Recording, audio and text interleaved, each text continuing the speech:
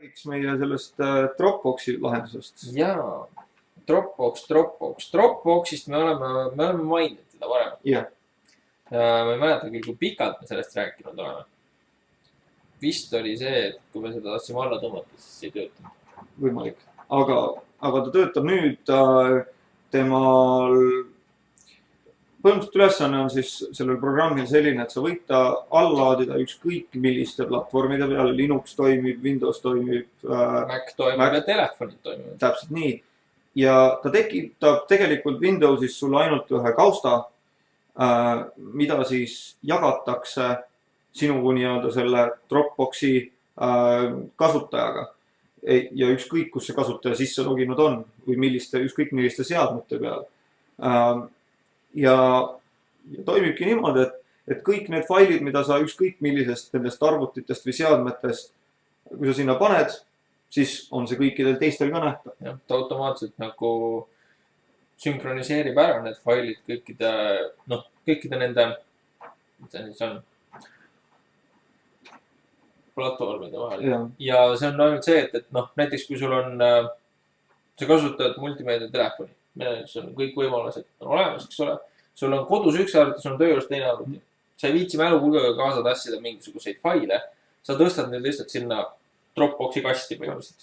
Ja sa saad neid vaadata enda telefonist ja saad neid vaadata enda koduarvutist. Ja ainult sa ei pea nende vaatamiseks interneti kogu aeg kulutama, et kui sa oled need juba ükskord nii-öelda oma ära salvestanud või sa oled ükskord need alla laadinud, siis sa saad sellele kaustale alati ligi ja sa saad neid alati sealt võtta. Ja teine asi on veel see, et sa saad seal jagada kaustu sõpradega. Ehk siis näiteks mina jagan Markoga mingisuguse kausta ja nii kui mina panen sinna midagi, minu kausta, siis Marko näeb seda mõne hetke pärast enda arvutist, et ohoo, keegi on mulle siia midagi tõstnud. Ja see on geniaalne lahendus igasuguste failide jagamiseks. Toimib, mina tean vist Androidi peal ja iPhone'i peal ja kus ei toimi nende peal, siis mõnede avatumate platvormidega on võimalik Dropboxi enda lehele minna ja vaadata ja ühesõnaga variante on hästi palju, et algselt see toetab, kui sa selle nagu endale teed selle kasutamist, toetab 2 gigabaiti ruumi. Ja minu arust oli see, et kui mina selle endale tegin mingisugune kena paar kuud tagasi vist juba. See oli vist isegi rohkem. Suve algus. Ja siis oli see, et kui sa teed veel mingisugused lisaasju, ehk siis jagad oma sõpradega, laed selle andla enda mingisuguse nutitelefoni sisse ja siis said just kohe nagu 250 megabaiti ruumi juurde. Ehk siis minul on seal praegu 3 gigabaiti ruumi. Kui sa tahad sellest maksta, kui sa oled, et see on piisavalt hea programm, siis sa saad sinna kuni 100 gigabaiti. Meeletu kogus internetiruumi. Ja arvestades seda, et ega sa seal oma muusikafaile hoidma ei hakka, siis dokumente või tähtsaid asju saab seal ikka hoida nii palju. Sinna põhimõtteliselt jah, 100 000. Väga palju. Aga nagu te aru saate juba, siis sellel nädalal just liiga palju tehnoloogia uudiseid, kui selliseid ei olnud. Ja sellepärast ka need meie eelmised teemad. Küll aga on üks natukene vanem uudis ja üks väga värske uudis. Väga värske uudis on see, et Skype tuli uue versiooniga Windowsile välja. Jah, et Windowsile on olemas juba pikemat aega beta versioon. Ehk siis testvariant. Just. Ja nüüd on see lõpuks beta versioonist väljas. Ehk siis Skype 5. Skype 5 on teie ees olemas. Viimati, kui ma tšekkisin ja kohe kontrollin uuesti üle. Igal juhul selleks ajaks, kui see video on internetis, siis selleks ajaks on see kindlasti kättesaadav. Ja ta on olemas. Ja ta on olemas. Minge skype.com ja get Skype ja on your computer ja minge võtke enda Skype 5. Ja mõned uudised on või väga suured uuendused on sellega tulnud. Esimene asi, mille üle mina väga õnnelik olen, on kuni 10 inimesega samaaegne videokonverents. Ehk siis põhimõtteliselt inimesed üle maailma, sinul on vaja nendega rääkida, korjad nad kõik kokku samal ajal ja istuti 10 laua taga. Põhimõtteliselt tasuta variant, kuidas kaotada ära oma firmas või ükskõik siis videokonverentsi teenused, sest et miks? Ja selles mõttes, et sul ei pea olema ühe arvutidega üks inimene. Jah, täpselt. Siis...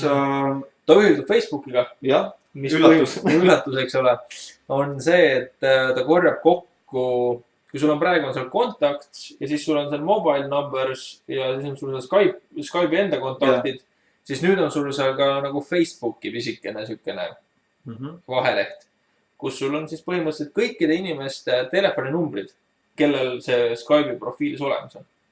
Ja sealt sa saad järjest neile helistada ja sõnumeid saata. Jah, et kui teil on olemas ostetud see Skype'i pakett, siis on teil võimalik läbi selle kohe osta ja pakett oli vist mingi 2 eurot kuus või umbes suurusjärk.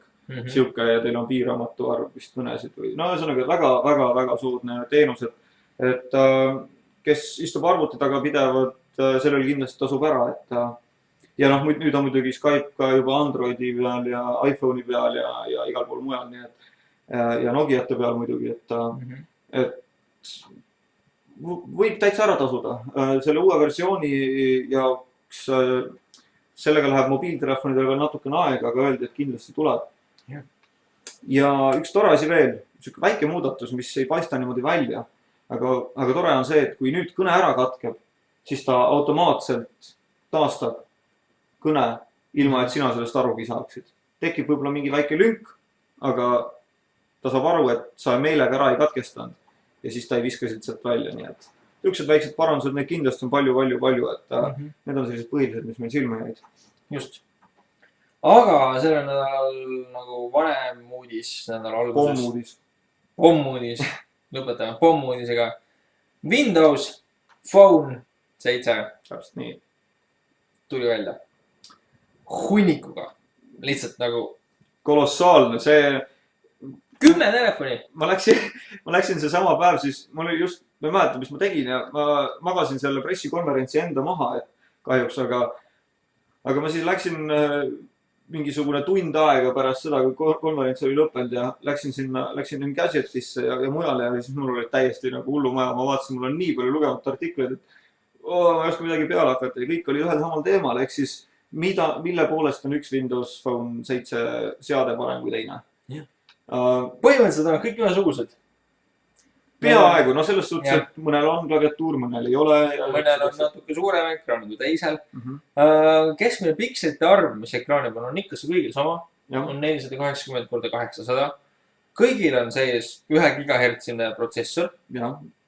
Vist. Jah, nii palju, kui meil siin nina all on, eks ole. Meil siin tegelikult siin ei ole mitte. Me loodame ainult, meil oleks siin. Windows Phone 7 on see asi, et neil ei saa mälukaarti juurde panna. Et neil on ainult sisemine mälu ja keskmiselt on see 8-16. Mis tegelikult, ütleme ausalt, on täitsa piisav. Täitsa piisav. Ma ei tea üldse, miks oleks rohkem vaja. Just.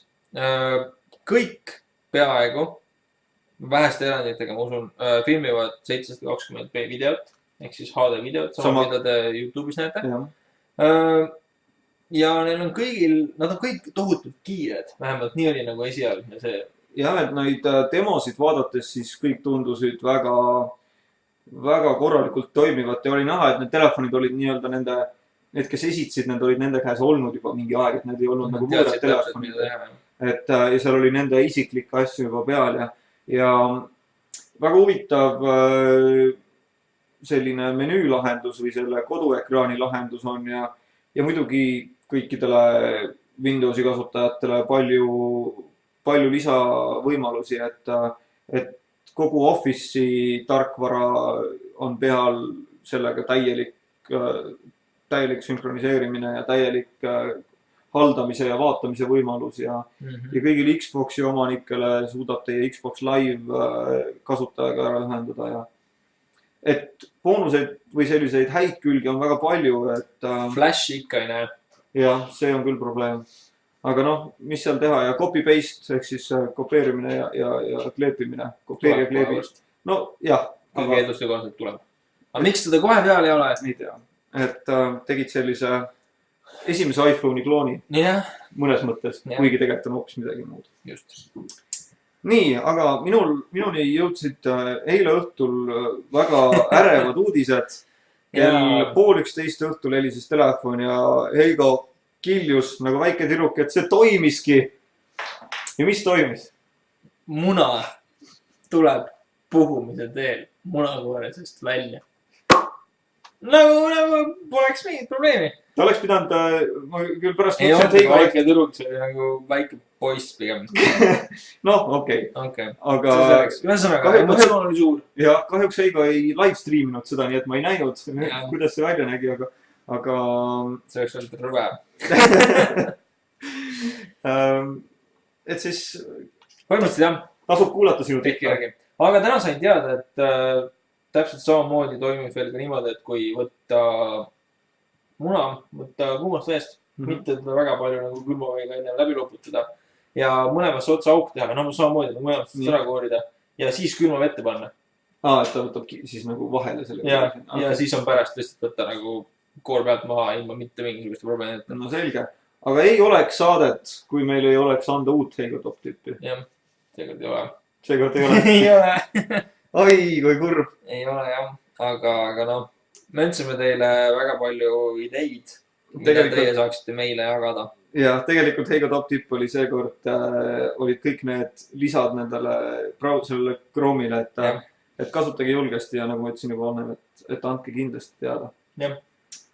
Aga jah, põhimõtteliselt selleks korraks on meil kõik. Kuid mõne hetke pärast tuleb uus saade. Täpselt nii, jääge ootama, meil tuleb üllatussaade. Me saime esimese ametliku e-maili. Ütleme siis niimoodi esimese ametliku sooviavalduse oma e-mailile. Vaataja küsimus. Nii et võtame väga grandioosselt kohe esimese vaataja küsimuse ette ja tuleb sel nädalal boonusvideo. Just nii. Aga jääge vaatele ja jääge ootele ja kuuldele ja kirjutage, joonistage youtube.com/tehnovaade, facebook.com/tehnovaade ja tehnovaade@gmail.com on meie e-maili aadress. Ja meie kodulehekülg tehnovaade.eu. Nii, tšau. Tšau.